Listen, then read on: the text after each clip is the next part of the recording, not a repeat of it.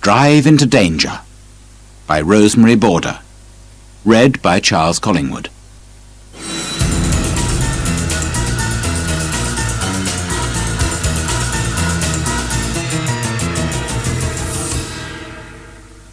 Chapter 1. A Truck Without a Driver. Mark Miles and his son Andy are having a bad morning. "Where's Gary?" says Mark. "He isn't usually late. The truck is ready.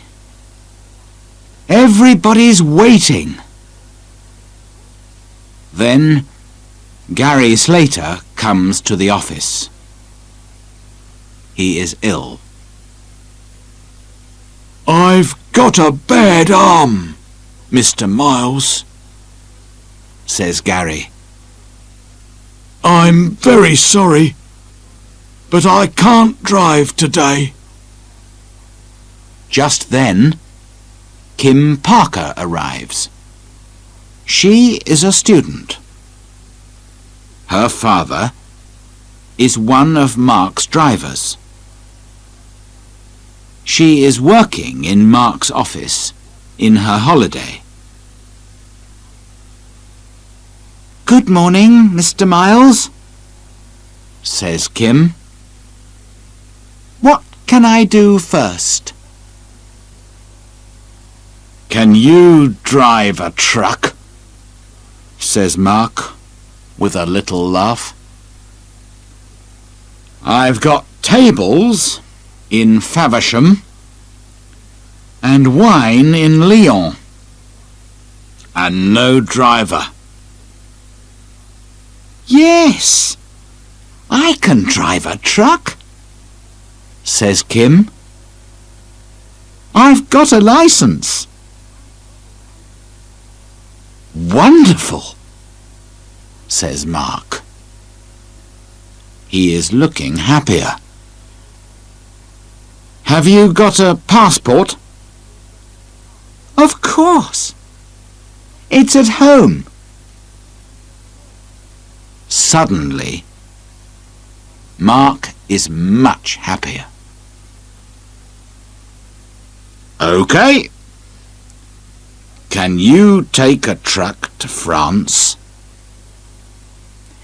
"Here is some French money, and these are all the papers.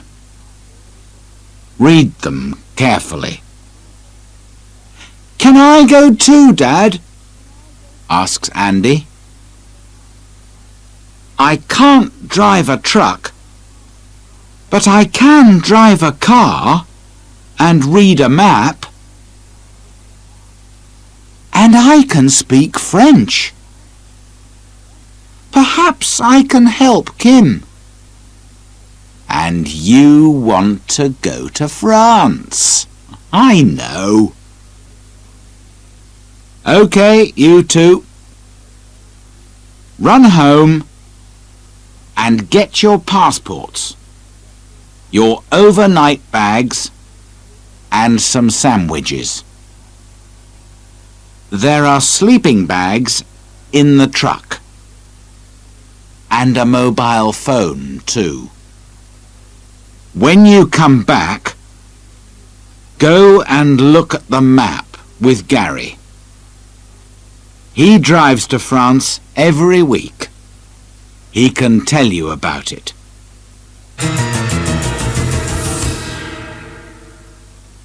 Chapter 2. Gary makes a phone call. "Get the tables from the shop at Faversham," says Gary. "Then take the ferry from Dover to Calais. At Calais, look for signs to the A26 motorway. It's a good, fast road. Listen, this is very important. All truck drivers must stop for 45 minutes in every 4 hours. I know, says Kim. OK. There are truck stops on every French road.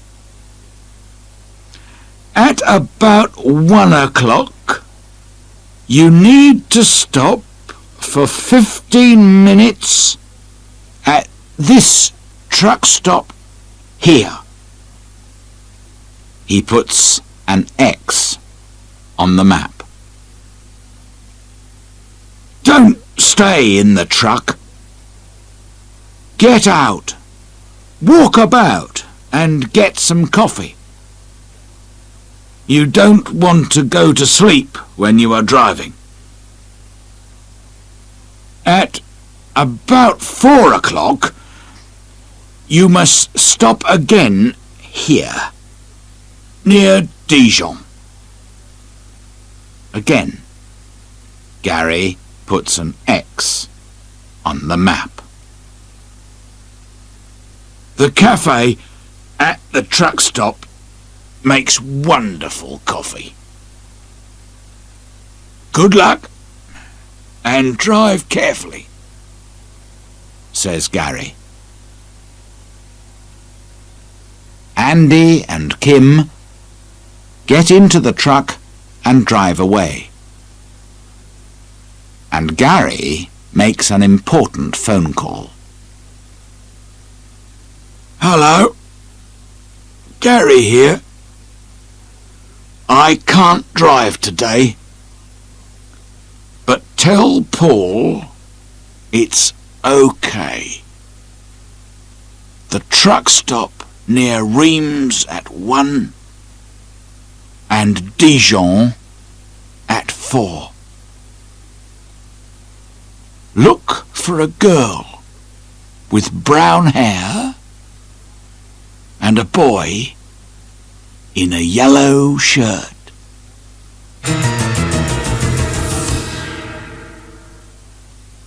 Chapter 3. The truck is losing oil. Andy and Kim arrive at Faversham. They tell the man about Gary's arm. The tables are ready.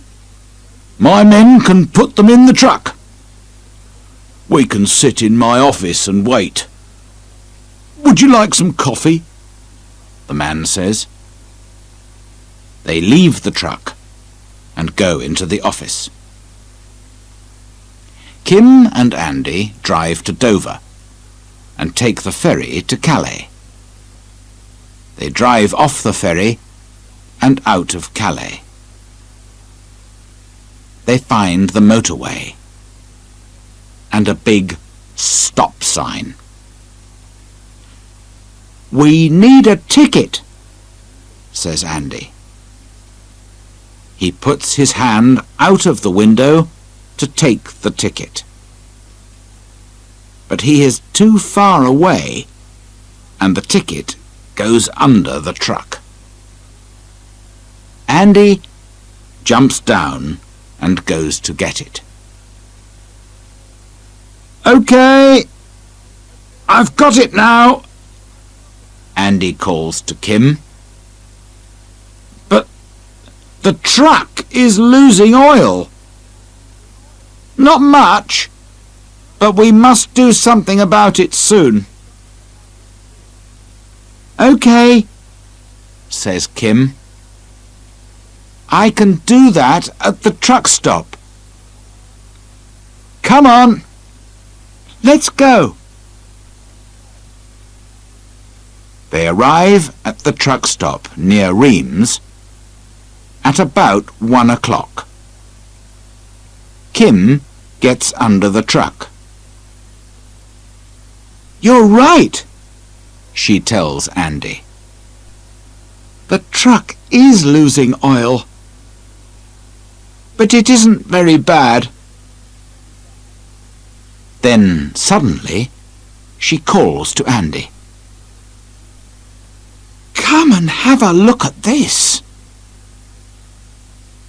there is a box under the truck. Is it a sandwich box? Asks Andy. Perhaps Gary puts his sandwiches in it. Under a hot, dirty, oily truck? Says Kim. Nobody does that. Oh, well, I need some coffee. She goes to the cafe.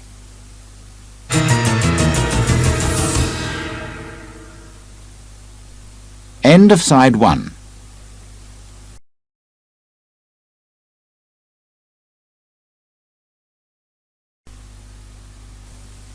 Chapter 4. On the road. They get into the truck again and drive along the motorway. Our next stop is near Dijon, said Andy. Dijon is in Burgundy. They make wonderful wine there.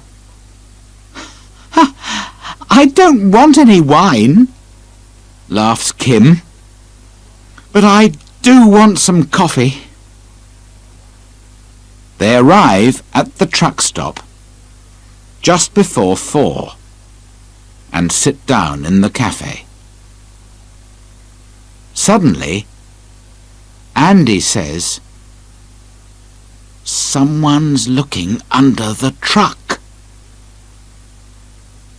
Through the window of the cafe, they see a fat man in a green shirt. He takes something out from under the truck and goes to a red car. "I don't like this," says Kim quietly. "Let's go." A few minutes later, Kim looks in her mirror. "Andy," she says quietly, "there's a red car behind us, and the man in the green shirt is driving. Why is he following us? He's got his parcel." "No, he hasn't," says Andy with a laugh. "He's got our sandwiches, and I've got his parcel. Here it is." He opens it carefully. In it are about 50 small white paper bags. "What's this?" says Andy. "Drugs, I think," says Kim. "And the man in the green shirt wants them. He doesn't want your sandwiches, and he's angry. We're in danger, Andy. I must do something." The red car is only a few meters behind. Kim stops suddenly. The red car runs into the back of the truck. Kim drives away again very fast. In her mirror, she sees the man in the green shirt standing by his car.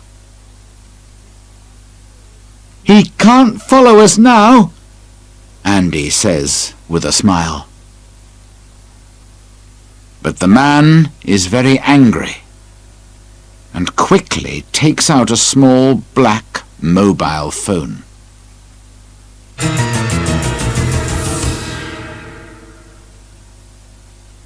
Chapter 5.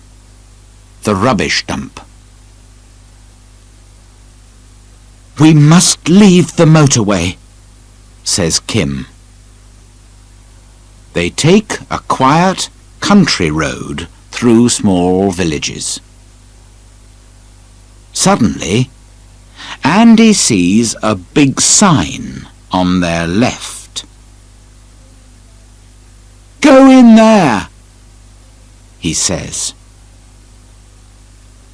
"But it's a rubbish dump.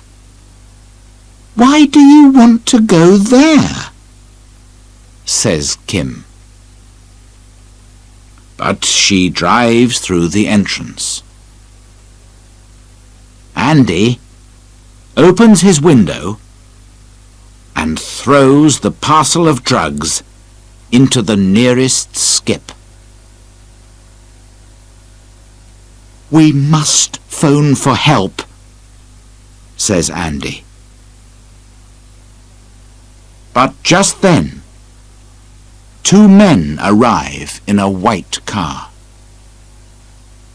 A man in a black suit is driving. The man in the green shirt is with him. The two men leave their car across the entrance and jump out. The man in the suit has a gun. "Now we can't drive out of here," thinks Kim. "Oh dear." The two men run up to the truck and stand by Kim's door. "Give me the parcel," says the man in the black suit very quietly. "Run, Andy!" says Kim. Quickly, Andy opens his door and jumps out of the truck. He runs to the white car. The man in the green shirt follows him. But he is too fat and slow. Andy gets into the car and drives away. Kim opens her door suddenly. The big mirror hits the man in the suit. He falls down and loses his gun. Quickly, Kim jumps out of the truck and gets the gun. "Your drugs are in that skip," she says. "Go and get them. Take your friend with you." The two men go up the ladder and look down into the skip. "Go on," says Kim. "You want them. Go and look for them." The two men jump down into the skip. Quickly, Kim takes the ladder away. Now, the men cannot get out.